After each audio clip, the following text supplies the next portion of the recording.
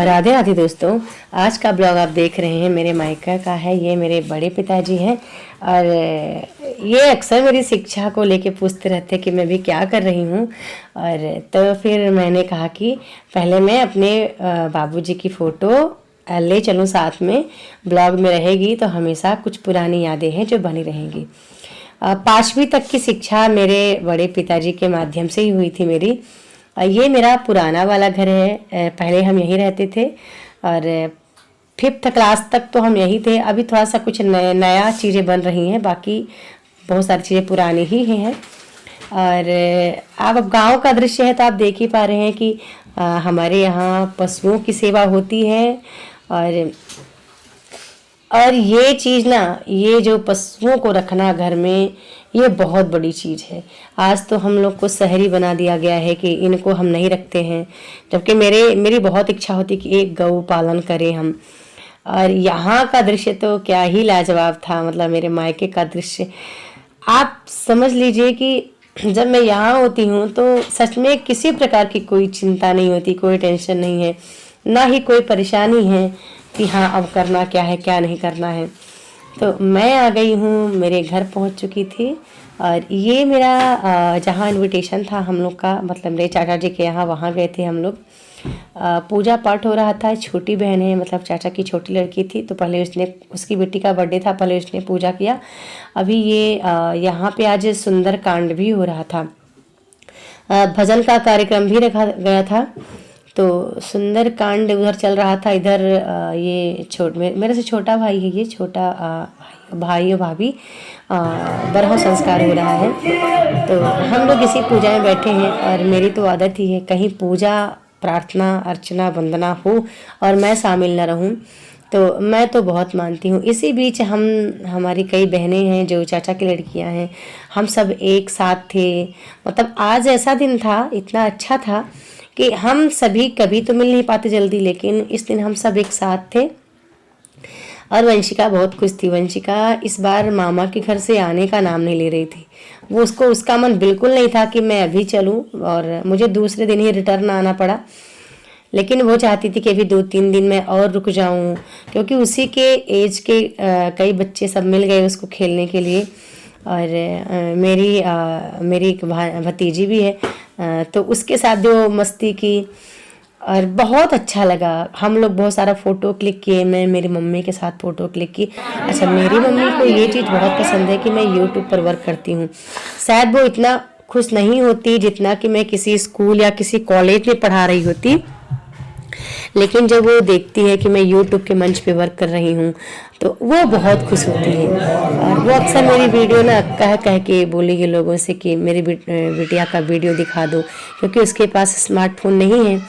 और मैं चाहूँगी कि मैं मम्मी को बहुत जल्दी एक स्मार्टफोन प्रोवाइड करूँ अपनी माँ के लिए, कि वो मेरे ब्लॉग को या मेरे वीडियोस को देख पाए। सुबह शाम दोपहर जब भी वो फ्री होती है अपने काम से, तो वो मुझे देखना पसंद करती है।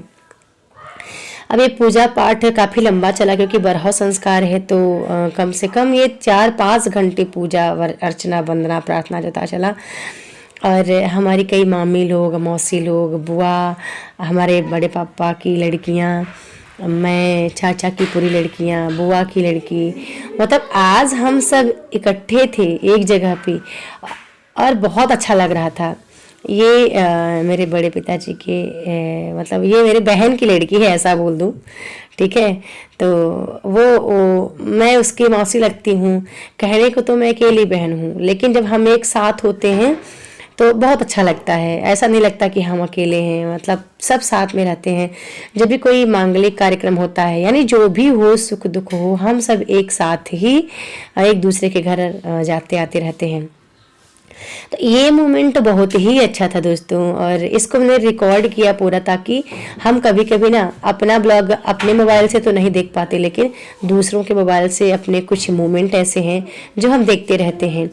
और जो हमारा मायका है वो बहुत लंबा परिवार है, यानी पिताजी हमारे 5 भाई, फिर 5 भाइयों में से सभी के 2-2, 4-4, 5-5 लड़के लड़कियां, यानी कि कम से कम 50-60 लोगों का तो मेरा परिवार ही है। बहुत लंबा परिवार है। और आज तो भी सरकार ने कुछ और ही नियम दे रखा है।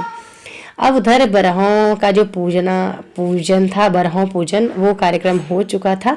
तो यहाँ चल रहा था नृत्य का कार्यक्रम, बघेली नृत्य था। अब यहाँ पे आपको फास्ट मोड में वीडियो दिख रही होगी, लेकिन ये कार्यक्रम हमारे यहाँ कुछ चीज़ें हैं ना बहुत ही अच्छे से मनाया जाता है। जैसे कि मांगलिक गीत होता है, बघेली मांगलिक गीत हो गया, बघेली नृत्य हो गया। तो हमें तो बघेली नृत्य इतना सुंदर नहीं आता हम लोगों को अब, लेकिन तब भी हम अपने हिसाब से थोड़ा ठुमके लगा लेते हैं कि चलो हो गया, मतलब सब खुश हो जाएं, तो हम इस तरह से कर ही लेते हैं। ठीक है, अभी ये कार्यक्रम था, अभी बज चुके थे दोपहर के 2 बज चुके थे, मतलब सारा कार्यक्रम होते होते। तो सब कह रहे थे मैं भी नृत्य कर लूं, पर हो गया मेरा स्वास्थ्य खराब हो गया था। स्वास्थ्य कैसे कि मतलब कि अभी यहाँ पे रहती हूँ, यहाँ का मौसम कुछ और है और वहाँ का मौसम कुछ और है। ये मेरी बहन है और मेरी भतीजी है। यहाँ पर जो नृत्य हो रहा था ना, मेरे गांव के सरपंच की मतलब क्या कह सकते हैं, सरपंच की वाइफ है। अब बज चुके थे शाम को 5-6 बज चुके थे इस टाइम पे। सबको खाना खिलाते पिलाते, मतलब कि अब बहुत लोग आए थे। अब वहाँ पर तो मैं बहुत सारी चीज़ें रिकॉर्ड ही नहीं कर पाई। ये सारी रिकॉर्डिंग तो बिट्टू छोटू कर रही थी। मैंने कहा मोबाइल दे दिया था, मैंने कहा कुछ मोमेंट आप रख लेना।